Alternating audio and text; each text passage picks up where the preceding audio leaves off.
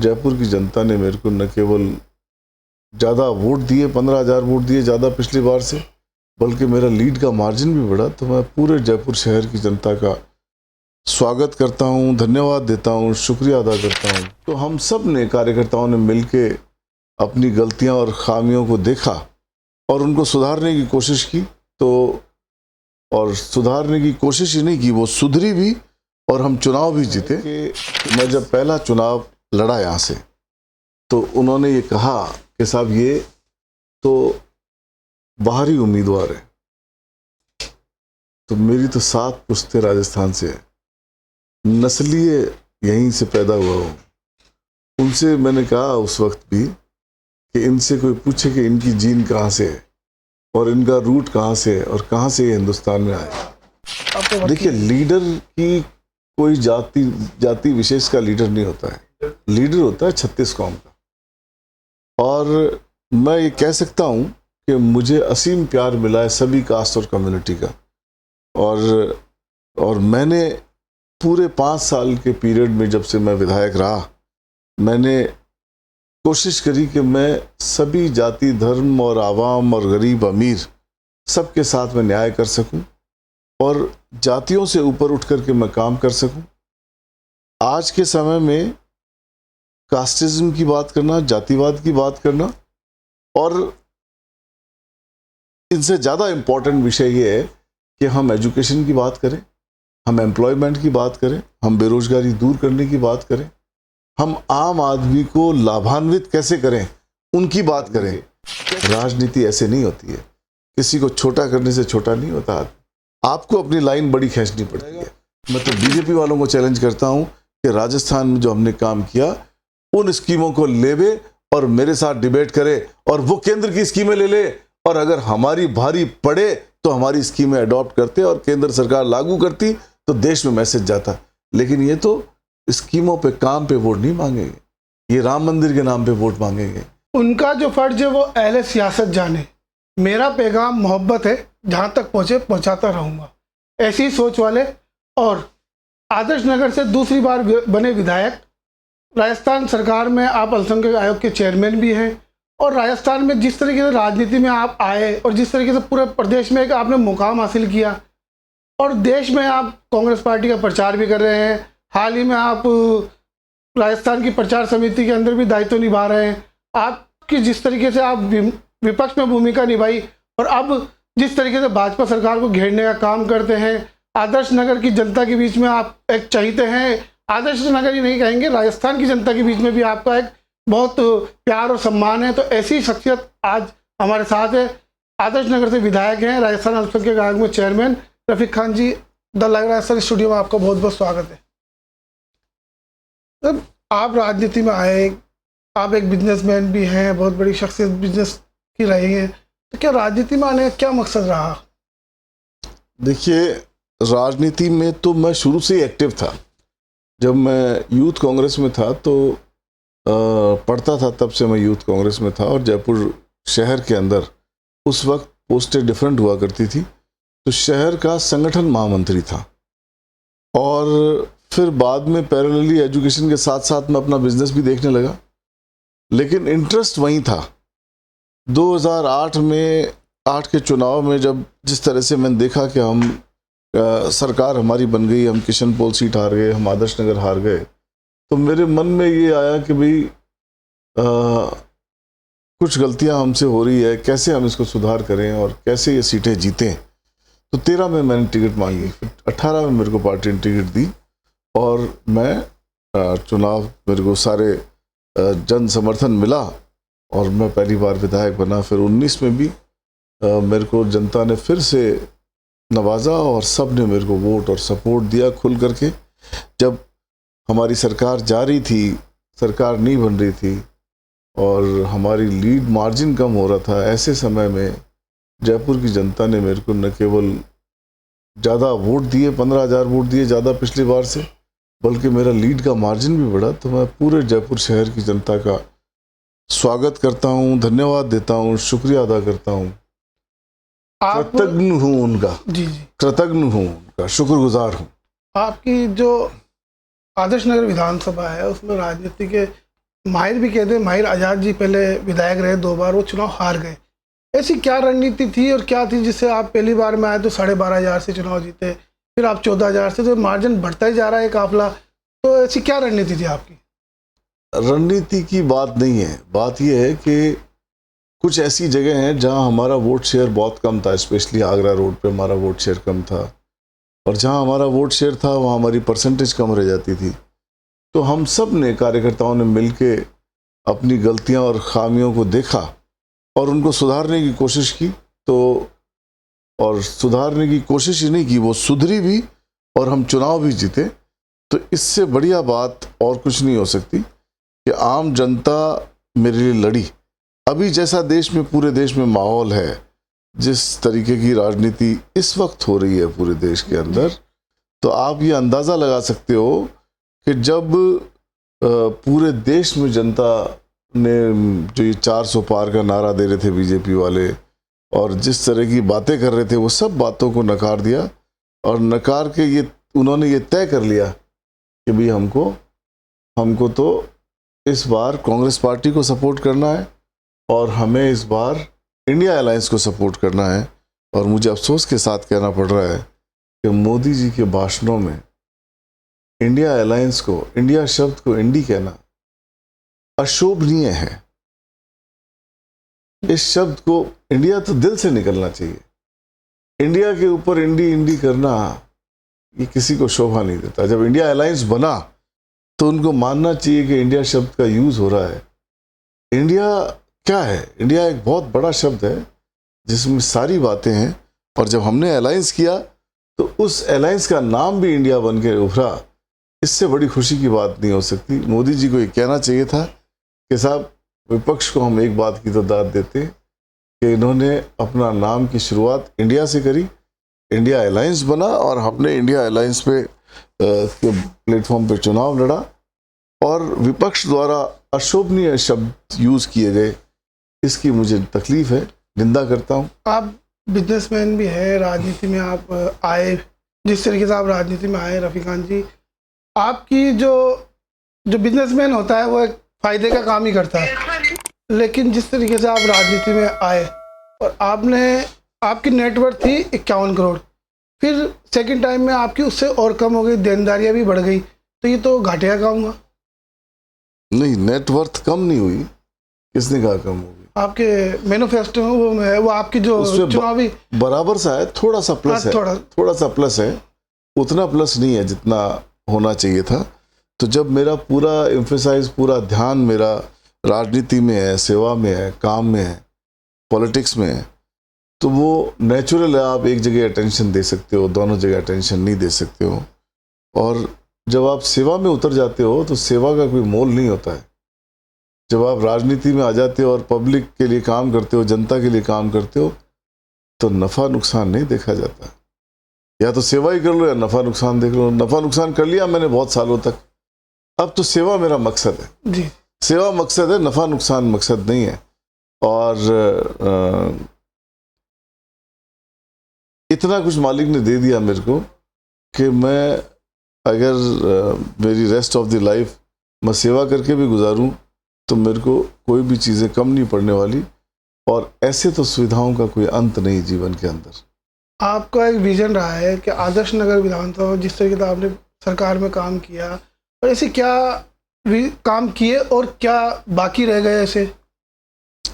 देखिए, काम का ऐसा है कि जब आप एक काम करते हो तो दो काम और करने के रास्ते खुल जाते हैं, और जब आप एक काम किसी पब्लिक को देते हो तो उसके मन में दो की आस और जग जाती है।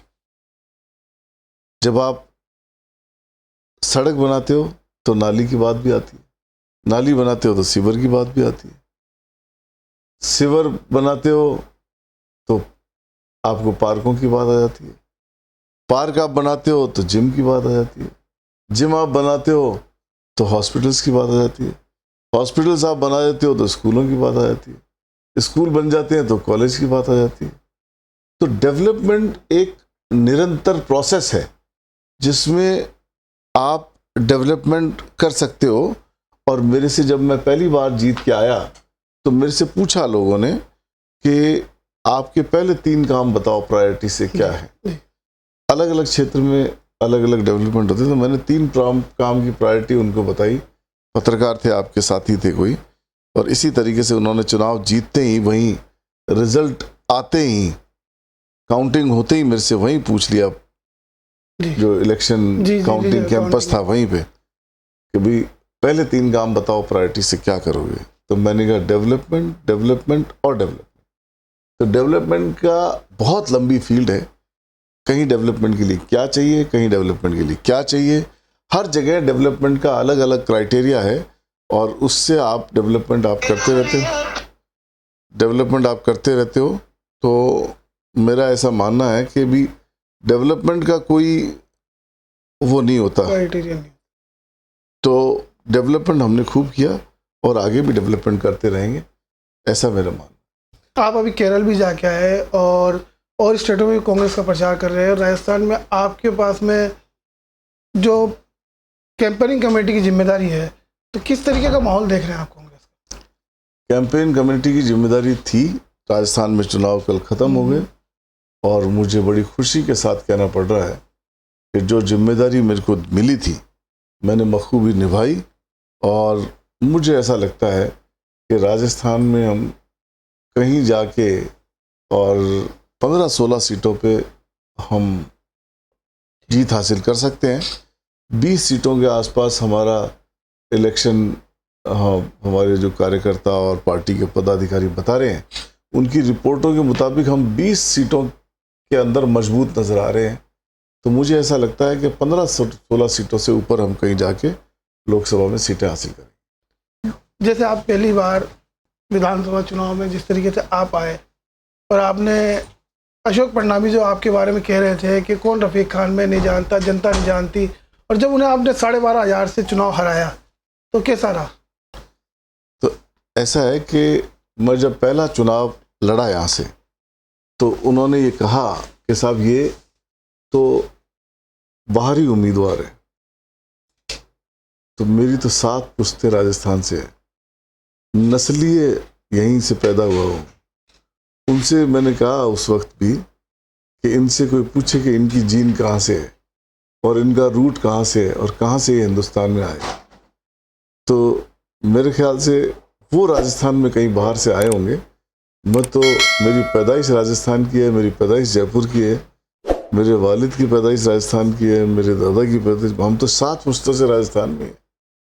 तो ऐसी बातें करना अपने आप को ही कटघरे में खड़ा करना होता है। मैं किसी दूसरे के ऊपर छीटाकशी नहीं करना चाहता। आप अल्ट्रॉन के गायक के चेयरमैन में रहे, पूरे राजस्थान में आपने दौरे भी किए, लोगों से मिले भी आप, और एक जो पब्लिक आपके बारे में सोचती है कि एक मुस्लिम लीडरशिप का भी वैक्यूम रहता है, तो लोग आपके बारे में सोचते हैं कि हाँ एक लीडर है जो मिले हैं हमें। तो कैसा आपको? देखिए, लीडर की कोई जाति विशेष का लीडर नहीं होता है, लीडर होता है 36 कौम का। और मैं ये कह सकता हूँ कि मुझे असीम प्यार मिला है सभी कास्ट और कम्युनिटी का, और मैंने पूरे 5 साल के पीरियड में, जब से मैं विधायक रहा, मैंने कोशिश करी कि मैं सभी जाति, धर्म और आवाम और गरीब अमीर सबके साथ में न्याय कर सकूं और जातियों से ऊपर उठ कर के मैं काम कर सकूं। आज के समय में कास्टिज्म की बात करना, जातिवाद की बात करना, और इनसे ज़्यादा इम्पोर्टेंट विषय ये है कि हम एजुकेशन की बात करें, हम एम्प्लॉयमेंट की बात करें, हम बेरोजगारी दूर करने की बात करें, हम आम आदमी को लाभान्वित कैसे करें उनकी बात करें, कैसे 36 कौम के लोगों को साथ लेके चलें। ये सब एक क्राइटेरिया होना चाहिए। मुझे खुशी है कि मैं इस 5 सालों में इन क्राइटेरियों को पूरा कर पाया, और मैं धन्यवाद देता हूँ मेरे क्षेत्र की जनता को कि जब 5 साल तक मैंने उनकी सेवा करी, और जब उनका देने का मौका आया तो मुझे उन्होंने पिछली 5 साल पहले जो इलेक्शन था उससे 15,000 ज़्यादा वोटों से नवाजा। और राजस्थान में रिवर्स कंडीशन में इलेक्शन हुए, एंटी इनकम्बेंसी के साथ इलेक्शन हुए, मुझे न केवल 15,000 वोट ज़्यादा मिले बल्कि पिछली बार से लीड भी ज़्यादा मिली। तो मैं तमाम लोगों को धन्यवाद देता हूं कि जब उनका नंबर आया देने का तो उन्होंने कोई कसर नहीं छोड़ी। हाँ, बीजेपी ने जरूर टारगेट किया, बीजेपी ने कोशिश करी कि हम कैसे सांप्रदायिकता का जहर फैला के और कम्युनिटी के बीच में डिवीज़न पैदा करें, लेकिन मेरे आदर्श नगर क्षेत्र की जनता, उन्होंने कोई डिवीज़न नहीं होने दिया, किसी की बात नहीं मानी, एकजुट होकर मुझे वोट दिया। जितना उनका धन्यवाद दिया जाए उतना कम है। प्रधानमंत्री का हाल ही में एक भाषण भी आया था कि मुसलमानों को जिस तरीके से उन्होंने टारगेट किया, बांसवाड़ा में, राजस्थान में आके किया था, और कहा कि घुसपैठिए है और कांग्रेस इनको अपना तुम्हारा मंगलसूत्र बेचकर इन्हें देने वाली है। तो क्या जिस 2007 के मनमोहन सिंह के भाषण को वो कोट कर रहे हैं वो 2007 का है, और आपको ताज्जुब होगा कि 2007 के बाद 2009 में मनमोहन सिंह जी फिर प्रधानमंत्री बन गए थे, 9 में फिर प्रधानमंत्री बने, और मनमोहन सिंह जी ने कोई कसर नहीं छोड़ी 36 कौम को साथ लेके चलने की। आप 10 साल से सत्ता में हो और अभी भी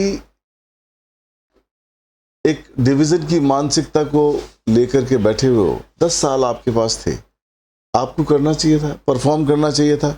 आज आप कह रहे हो कि अगर इनका राज आ जाएगा तो ऐसे हो जाएगा। अरे उसके बाद तो राज आ गया कांग्रेस का भाई, कौन सा डिवीजन हो गया? और कौन सी ऐसी नीति है कि किसी का धन खोस कर किसी को दे दिया जाए? इम्पॉसिबल है। हाँ, एक बात तो होगी, कांग्रेस का राज आएगा तो ये कॉरपोरेट घराने के नाम पे जो लूट मची हुई है वो लूट नहीं होने देंगे। अमीर गरीब की खाई पाटी जाएगी, गरीब आदमी को फायदा मिलेगा, आम आदमी को फायदा मिलेगा। इसमें किसी जाति धर्म की बात नहीं है।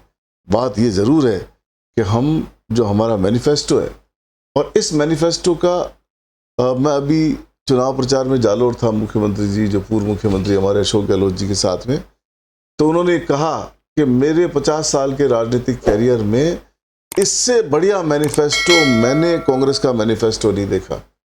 तो इतना अच्छा मैनिफेस्टो लेके हम आए हैं, उस मैनिफेस्टो पे बात करें, बजाय किसी पे एलिगेशन लगाने के, छीटाकशी करने के। राजनीति ऐसे नहीं होती है, किसी को छोटा करने से छोटा नहीं होता। आपको अपनी लाइन बड़ी खींचनी पड़ती है, तब दूसरे को आप छोटा कर पाते हो। आप निरंतर कभी राहुल गांधी, कभी मनमोहन सिंह जी, कभी ये, अरे आप बताओ 10 साल में आपने क्या किया? आप चुनाव में जा रहे हो, आप अचीवमेंट का वोट मांगो कि हमने 10 साल में ये परफॉर्मेंस दी है, 10 साल मैंने ये आपके लिए काम किया इसलिए मुझे वोट दे दो। ये नहीं कह सकते आप। क्यों? क्या कारण आप ये नहीं कह सकते?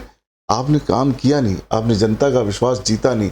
आप ये कहते कि मैंने आम आदमी के लिए काम किया, मैंने आम लोगों के लिए की सुरक्षा के लिए काम किया, मैंने जनता के लिए काम किया, मैंने राशन के लिए काम किया, मैंने बेरोजगार के लिए काम किया, मैंने आम आदमी की भलाई के लिए, आम आदमी को राजस्थान, हिंदुस्तान की प्रगति हो, हिंदुस्तान में इंडस्ट्रियलाइजेशन डेवलपमेंट हो, हिंदुस्तान के डेवलपमेंट के लिए काम किया, मैंने बिजली के लिए काम किया, मैंने पानी के लिए काम किया। ये कहते आप। मैं बीजेपी के लीडर को खुला चैलेंज करता हूं। जब भी मैं डिबेट में बैठता हूं, मैं कहता हूं कि मैं तो राजस्थान सरकार का एक मामूली सा एमएलए रहा, हमारी सरकार रही 5 साल।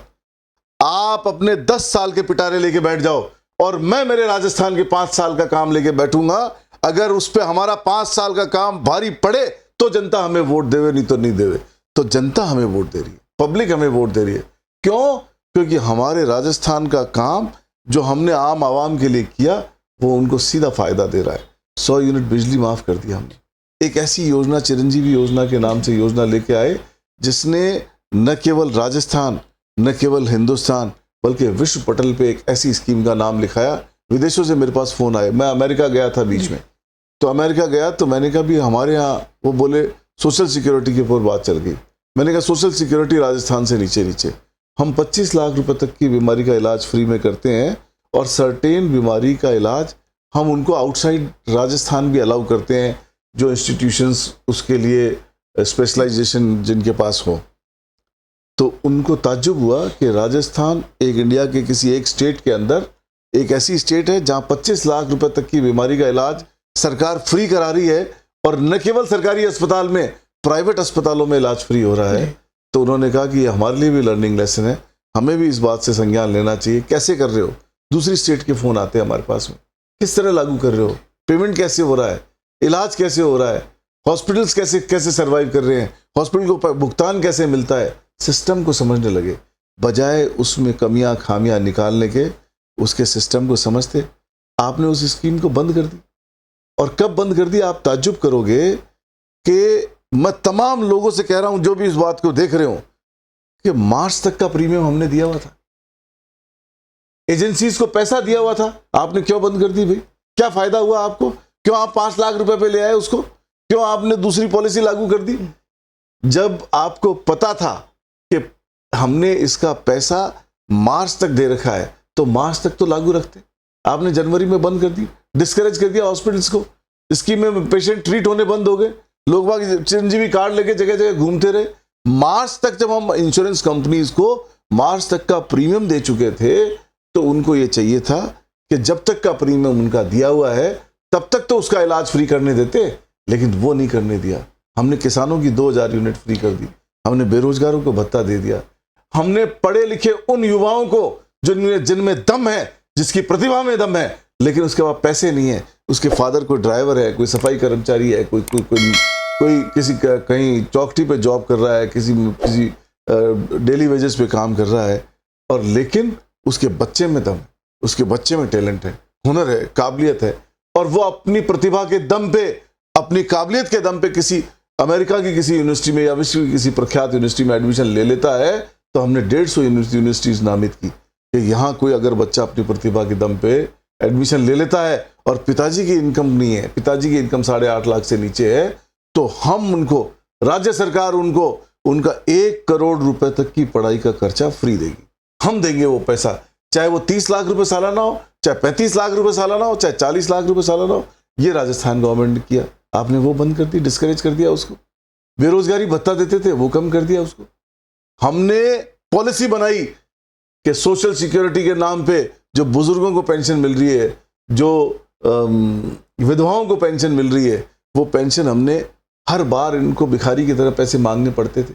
वो आदमी, बुजुर्ग आदमी, वो माताएं जिनको, जब आदमी बुजुर्ग हो जाता है, आप बुजुर्गों की फीलिंग्स को नहीं पहचान सकते, उनके मन में ये आती है कि मैं, मेरे बच्चे, मेरी बेटी घर पे आई है, मेरे नाती को 100 रुपये दे दूं, मेरे दोती को 100 रुपये दे दूं, 50 रुपये दे दूं, बेटी को कुछ दे के भेजूं, पैसे नहीं है जेब में, किससे मांगे? बेटे से मांगते हुए शर्म आती है, बहू से मांगते हुए शर्म आती है। मुख्यमंत्री ने इस बात को समझा, 1000 रुपये पेंशन फिक्स की, जो पहले कभी 250 रुपये मिलती थी। जब हम सत्ता में आए 1000 रुपये मिनिमम किए और एक बिल पास किया विधानसभा में कि इनको बढ़ाने के लिए हाथ फैलाना नहीं पड़ेगा, हर साल इनके 15% पैसे बढ़ेंगे। हमने ये एक बिल विधानसभा में दिया। वो आदमी, आप ये समझो, बुजुर्ग आदमी, 60 से ऊपर का, 65 से ऊपर का आदमी, कुछ ऐसे खर्चे भी होते हैं, हिडन एक्सपेंसेस भी होते हैं। उसके लिए क्या बेटे से बोले, क्या माँ अपनी बहू से बोले, क्या माँ अपनी बेटी से बोले, क्या अपने बेटे से बोले? बुजुर्ग आदमी को अपने किसी बुजुर्ग दोस्त के साथ बैठ के चाय पीनी है, किससे पैसे मांगने जाए? ये बोले कि मैं चौकटी पे बैठ के बीड़ी पीना चाहता हूं या चाय पीना चाहता हूं। अपनी इच्छा को मार के रह जाते थे। उन लोगों की फीलिंग्स को मुख्यमंत्री अशोक गहलोत ने समझा और उनको 1000 रुपये पेंशन फिक्स की ताकि उनको हाथ फैलाना नहीं पड़े, और 15% की बढ़ोतरी कर दी। ऐसी स्कीमें हम लेके आए। मैं स्कीमों पे अगर पूरा लंबा भाषण देने लग जाऊंगा तो आपका इंटरव्यू का समय खत्म हो जाएगा। मैं तो बीजेपी वालों को चैलेंज करता हूं कि राजस्थान में जो हमने काम किया उन स्कीमों को लेवे और मेरे साथ डिबेट करे, और वो केंद्र की स्कीमें ले ले, और अगर हमारी भारी पड़े तो हमारी स्कीमें अडॉप्ट करते और केंद्र सरकार लागू करती तो देश में मैसेज जाता। लेकिन ये तो स्कीमों पे, काम पे वोट नहीं मांगेंगे, ये राम मंदिर के नाम पे वोट मांगेंगे, ये आम आदमी में डिवीजन करके वोट मांगेंगे, ये हिंदू मुसलमान करके वोट मांगेंगे, ये कहेंगे, ये डराएंगे कि तुम्हारा पैसा छीन के इसको दे दिया जाएगा।